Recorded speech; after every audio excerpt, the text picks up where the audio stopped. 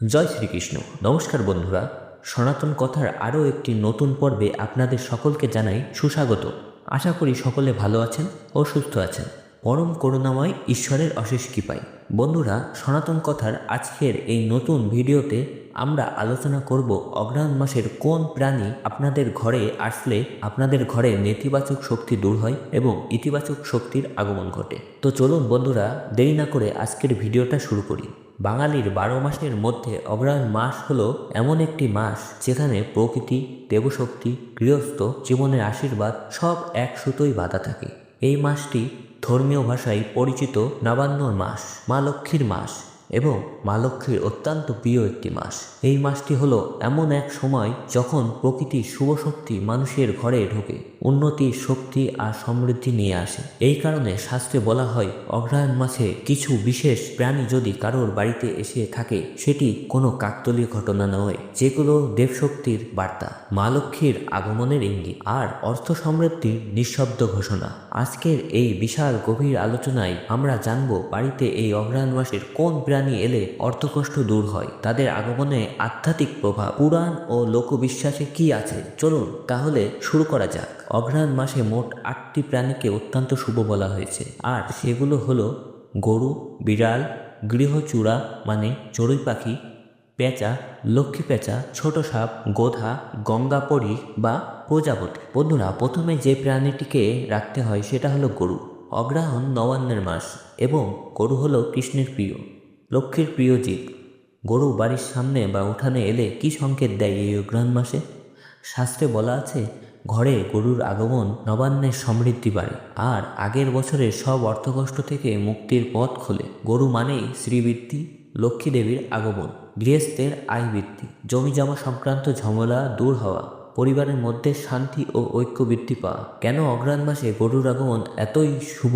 অগ্রহায়ণে কৃষকদের নতুন ধান উঠত আর গরু সেই ধানের প্রথম গ্রহণকারী প্রাণী হতো। শাস্ত্রে বলা আছে যে ঘরে গরু আশ্রয় চায় সেই ঘর হতে পারে দেবী লক্ষ্মীর আবাসস্থল। বাস্তব জীবনের উদাহরণ অনেকেই দেখেছেন। গ্রামের বাড়িতে হঠাৎ করে কোনো গরু এসে দাঁড়ালে পরের বছর ঋণ মুক্তি, নতুন চাকরি, ব্যবসায় মুনাফা, বদ্ধ কাজের রাস্তায় আলো দেখা, এসব কিছুই ঘটে থাকে। তাই গরু যদি আপনাদের বাড়িতে এসে থাকে এই পবিত্র অগ্রহায়ণ মাসে, তাহলে কিন্তু গরুকে বাড়ি থেকে একদমই তাড়াবেন না। সামান্য খড় বা কলা গাছের পাতা তাকে খেতে দেবেন, মাথায় আলতো করে হাত বুলিয়ে দেবেন, বাড়ির প্রবেশদ্বারে সেই দিন প্রদীপ জ্বালাবেন। বিশেষ করে যারা গৃহস্থ ঘরে রয়েছেন তারা এই কাজগুলো অবশ্যই করবেন। দ্বিতীয় যে প্রাণীটিকে শুভ বলা হয়েছে এই অগ্রহায়ণ মাসে সেটি হচ্ছে বিড়াল। বাঙালির ঘরে বিড়ালকে প্রাচীনকাল থেকেই শুভ বলে মনে করা হয়েছে। অগ্রহায়ণ মাসে বিড়ালের বিশেষ গুরুত্ব রয়েছে। এই মাসে বিড়াল ঘরে ঢুকলে কি শুভ ফল দিয়ে থাকে? শাস্ত্রমতে বিড়াল ঘরে এলে খাদ্য সংকট দূর হয়, ধন সম্পত্তি স্থির থাকে আর অযাচিত ব্যয় কমে যায়। এই মাসে বিড়ালের উপস্থিতি বিশেষ বোঝায় ঘরে খাদ্য ভাণ্ডারে বৃদ্ধি, অকারণে টাকা খরচ কমে যাওয়া, গৃহিণীর হাতে সমৃদ্ধির যোগ, বাড়ির অশুভ শক্তি বা কষ্টদায়ক শক্তি সরে যায়। কেন বিড়ালকে শুভ বলা হয়? গৃহস্থলী দেবী লক্ষ্মীকে শাস্ত্রে বলা হয় শ্রী অন্নপূর্ণা। অন্ন রক্ষার প্রতীক হলো বিড়াল বা বিড়াল যেখানে থাকে সেখানে অন্ন নাশ কম হয়। যাদের বাড়িতে নিয়মিত বিড়াল আসে তাদের সাধারণত অর্থকষ্ট দীর্ঘস্থায়ী হয় না।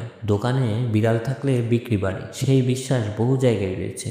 তাই এই অগ্রহায়ণ মাসে বিড়াল ঘরে আসলে গৃহস্থের করণীয় হবে বিড়ালটাকে না তাড়ানো, সম্ভব হলে বিড়ালকে অবশ্যই কিছু খেতে দেওয়া এবং বিড়ালকে না মারা। বিড়ালের খাবার পানিতে কখনোই লবণ দেবেন না। দরজার কাছে 2 ফোঁটা ঘি বা দুধ ঢেলে দিতে পারেন, যা অত্যন্ত শুভফল প্রদান করবে আপনার আর্থিক জীবনে। পরবর্তী প্রাণীটি হলো চড়ুই পাখি। চড়ুই হলো দেবশক্তির দূত। অগ্রহায়ণ মাসে চড়ুই পাখি ঘরে বসা অত্যন্ত শুভ। চড়ুই এলে কি ঘটে, কি শুভ ফল দিয়ে থাকে এই চড়ুই পাখি? চড়ুইকে মানা হয় বার্তাবাহক পাখি। এর হাজিরা বোঝায় পরিবারের সদস্যদের মধ্যে অশান্তি কমবে, আত্মীয়দের মধ্যে সম্পর্ক দৃঢ় হবে, মানসিক চাপ কমবে, প্রচেষ্টায় ফল মিলবে। কিন্তু কেন চড়ুই এত শুভ?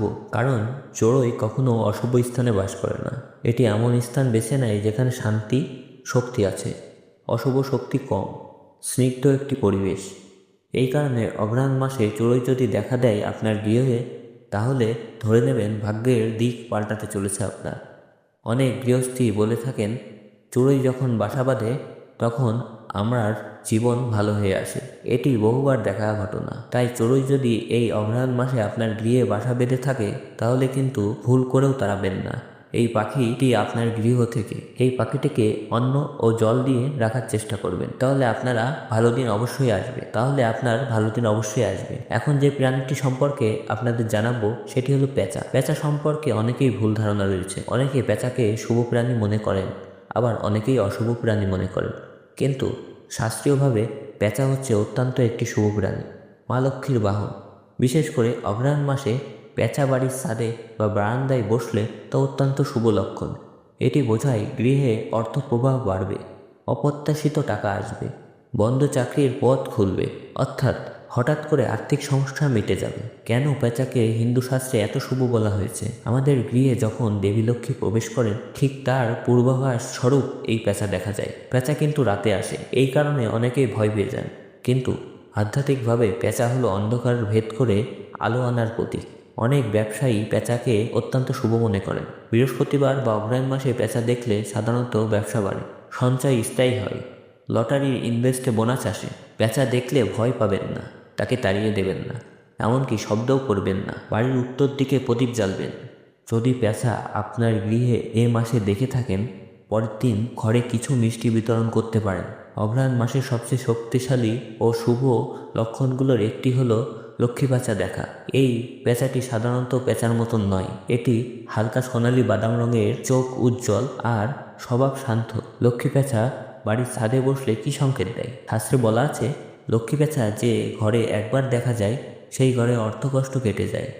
এটি বোঝায় গৃহস্থের আয় বাড়বে, পুরনো দেনাও ঋণ মিটতে শুরু করবে, অজানা উৎস হতে অর্থপ্রবাহ আসবে, জমি জমা সংক্রান্ত ভালো খবর, ব্যবসার বড় সুযোগ আসতে পারে যদি আপনাদের গৃহে এই পেঁচাকে দেখে থাকেন। লক্ষ্মী পেঁচাকে কেন শুভ মনে করা হয় আমাদের হিন্দু শাস্ত্রে? কারণ মা লক্ষ্মীর পেঁচা নিজেই ধনলক্ষ্মীর সবচেয়ে নিকট সহচর। অগ্রহায়ণ মাসে এটি দেবীর বার্তা নিয়ে আসে যে এই ঘর প্রস্তুত, এখানে শান্তি ও সমৃদ্ধি আনার সময় হয়েছে। যদি আপনার এই অগ্রহায়ণ মাসে বাড়িতে যে কোনো একটি পেঁচা দেখেন, দেখা মাত্রই হাত জোর করে নমস্কার করে দিন। সেদিন রাতে বাড়ির দক্ষিণ পূর্ব কোণে প্রদীপ জ্বালান। প্রাতকালে গরিবদের অল্প মুড়ি বা দুধ দান করুন। পরবর্তী প্রাণীটি হলো ছোট সাপ। এই অগ্রহায়ণ মাসে ছোট সাপ দেখা খুবই শুভ। বন্ধুরা, আমি কিন্তু এখানে কোনো বড় বা বিষধর সাপের কথা বলছি না, যেমন জল সাপ, দুধ সাপ, কোড়া সাপ। এদের শাস্ত্রে বলা হয় নাক শক্তির প্রতিনিধি। অগ্রহায়ণ মাসে ছোট সাপ দেখা বোঝায় পরিবারের দীর্ঘদিনের বাধা দূর হবে, মামলা মোকদ্দমা আদালতের ঝামেলা শেষ হবে, চাকুরি ব্যবসার আটকে থাকা কাজ খুলে যাবে, আত্মীয়দের সঙ্গে সম্পর্ক মিটে যাবে, ভয় ও চিন্তা কমবে আপনাদের জীবন থেকে। কেন এটি শুভ বলে মনে করা হয়? কারণ নাক শক্তি হলো স্থিতি, মেরুদণ্ড, শক্তি ও বাধা কাটায়। এই মাসে সাপ দেখা মানে বাধা ভাঙার মাস এসে পড়েছে। যদি আপনারা এই পবিত্র অগ্রহায়ণ মাসে বাড়িতে যদি সাপ দেখেন তাহলে তা কখনোই তাড়াবেন না, শান্তভাবে বাইরে বের হয়ে যাওয়ার পথ খুলে দিন। পরের দিন নাগ দেবতার সামনে প্রদীপ জ্বালান। সম্ভব হলে নাগ দেবতাকে দুধ কলাও দিতে পারেন। পরবর্তী যে প্রাণীটির কথা বলবো সেটা হলো গোধা। এটি কিন্তু অদ্ভুত একটি প্রাণী, দেখতে অনেকটা টিকটিকির মতোই কিন্তু আকারে বড়। অনেকেই দেখে ভয় পেয়ে যান, কিন্তু বাস্তবে অগ্রহায়ণ মাসে এটি অত্যন্ত আশীর্বাদ প্রদানকারী একটি প্রাণী। গোধা বাড়িতে দেখা দিলে কি সংকেত দেয় তা কি জানেন? বাড়ির অশুভ শক্তি দূর হয়। যদি আপনারা আপনাদের গৃহে এই গোধা প্রাণীটি অগ্রহায়ণ মাসে দেখে থাকেন, ধারাবাহিকভাবে অর্থক্ষতি বন্ধ হবে, বদনজর থেকে মুক্তি পাবেন আপনারা, শত্রুর কুপ্রভাব কমে যাবে, ব্যবসার ক্ষতি হওয়া বন্ধ হবে। কেন এটাকে শুভ বলে মনে করা হয়? শাস্ত্রে বলা আছে গোধা হলো নেতিবাচক শক্তির শোষক প্রাণী। যেখানে গোধা থাকে সেখানে পাপ শক্তি থাকে না, খারাপ নজর চলে যায়। এই কারণে এর আগমনকে বলা হয় বাড়ি শুদ্ধির দেববার্তা। গৃহে এই সময় কি করণীয়? ভয় না পেয়ে চুপচাপ থাকতে হবে, এটিকে বিরক্ত করবেন না। পরের দিন বাড়ির পশ্চিম দিকে প্রদীপ জ্বালবেন। ভুলেও এই প্রাণীটির গায়ে আঘাত করবেন না। যদি ভুল করেও আঘাত করে থাকেন তা কিন্তু অত্যন্ত অশুভ লক্ষণ দিতে পারে এবং আপনার জীবনে সমৃদ্ধি আসার থেকে আরও কিন্তু দুর্ভাগ্য নেমে আসতে পারে। তাই বন্ধুরা খুব সাবধান। এখন পর্যন্ত যে কয়টি প্রাণীর নাম উল্লেখ করলাম কোনো একটিরই গায়ে কিন্তু ভুলেও আঘাত করবেন না। বন্ধুরা, এখন আপনাদের যে প্রাণীটি সম্পর্কে বলবো সেটা হলো প্রজাপতি। অগ্রহায়ণ মাসে বাড়িতে প্রজাপতি বা সবুজ ঘাস ফড়িং ঢোকা অত্যন্ত শুভ লক্ষণ। বিশেষত সবুজ, হালকা নীল, হলুদ রঙের প্রজাপতি দেখা মানে কি জানেন? দেখা মানে হলো নতুন আয়ের যোগ, চাকরিতে প্রমোশন, পরিবারের অসুস্থতা কমে যাওয়া, মানসিক শক্তি বৃদ্ধি ঘটা, ছাত্রদের পড়াশোনায় সাফল্য অর্জন করা। এছাড়াও আপনারা সকলেই জানেন এই পবিত্র অঘ্রাণ মাসে বিভিন্ন ধরনের শুভকর্ম হয়ে থাকে। তার মধ্যেই একটি অন্যতম শুভকর্ম হলো বিয়ে। তাই আপনারা যদি আপনাদের বিয়ে এই মাসে প্রজাপতি দেখতে পান, তাহলে হয়তো আপনার বিয়ে হতে চলেছে বা বিয়ে ঠিক হতে চলেছে, বা এমনটাও হতে পারে আপনার বিয়ের পরবর্তী যে শুভকর্মটি রয়েছে আশীর্বাদে সেই কর্মটি সম্পূর্ণ হতে পারে। এই পবিত্র অঘ্রাণ মাসে হিন্দু শাস্ত্র মতে এই প্রজাপতি কিন্তু অত্যন্তই শুভ একটি প্রাণী, কারণ প্রজাপতি হলো জীবনে রূপান্তরের প্রতীক। এই মাসে এটি দেখা মানে জীবনের নতুন অধ্যায় শুরু হওয়া। গৃহে এই সময়ে কি করণীয়? আপনার গৃহে যদি প্রজাপতি দেখে থাকেন, তাহলে কিন্তু সেই প্রজাপতিটি একদমই ভুলেও ধরবেন না, কারণ প্রজাপতি প্রাণটি অত্যন্ত নমনীয়। তাকে যদি সামান্য একটুও স্পর্শ করা হয়, প্রজাপতি কিন্তু মারা যেতে পারে। তাই প্রজাপতিকে নির্বিঘ্নে গৃহ থেকে চলে যেতে সাহায্য করবেন, কিংবা ওর মতো ওকে রেখে দিবেন। সেক্ষেত্রে জানালার কাছে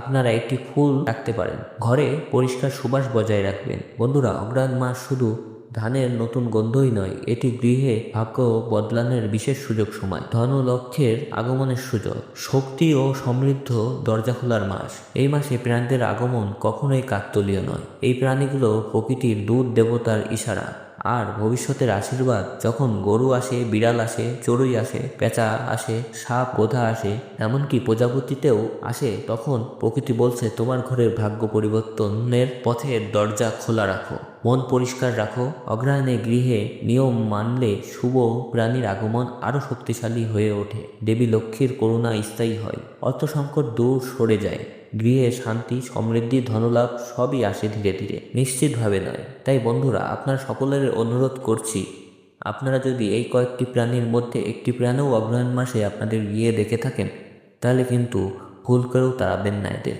সম্ভব হলে এদেরকে অন্ন জল দিয়ে সাহায্য করুন, কারণ প্রাণীগুলো কিন্তু স্বয়ং মা লক্ষ্মীর দূত। ঘরে মা লক্ষ্মীর আগমনের এই ইঙ্গিত, একটি ইশারা। তাই অবশ্যই এই প্রাণীগুলোকে আপনারা সযত্নে গৃহেতে বাস করতে দেবেন। তো বন্ধুরা, এই ছিল আমাদের আজকের ভিডিও। কেমন লাগলো আপনাদের এই আজকের ভিডিওটি তা কমেন্ট করে কিন্তু আমাদের অবশ্যই জানাবেন, এবং যদি ভালো লাগে তাহলে অবশ্যই একটি লাইক করবেন। আর এরকম আরও নতুন ভিডিও দেখতে হলে আমাদের চ্যানেলটি অবশ্যই সাবস্ক্রাইব করে রাখবেন এবং পাশে থাকা নোটিফিকেশন বেল আইকনটি প্রেস করে রাখবেন। এতে করে আমি যখনই নতুন ভিডিও পোস্ট করব, তা সবার আগে পৌঁছে যাবে আপনার কাছে। তো বন্ধুরা, আজকে এখানেই শেষ করছি। সবাই ভালো থাকবেন ও সুস্থ থাকবেন। জয় শ্রীকৃষ্ণ, জয় মা লক্ষ্মীর জয়।